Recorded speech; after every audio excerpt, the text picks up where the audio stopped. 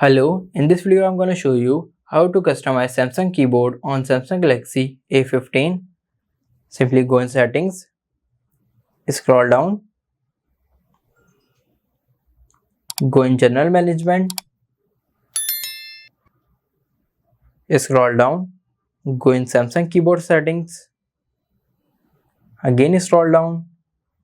Here you get multiple options like high contrast keyboard, tap on it, enable it from here.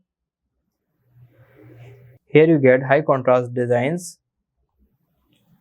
I will simply disable it. Now go back, go in theme. Here you get multiple themes, for example light, solid light, dark and the solid dark. I am selecting solid dark. This is looking cool. Now if you go back, here you get font size option, tap on it.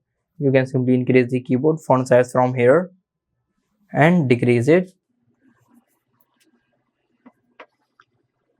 Here are some other options, you can play around it. So this is how you can customize Samsung keyboard on Samsung Galaxy A15. If this video helps you, like this video and subscribe the channel for more information.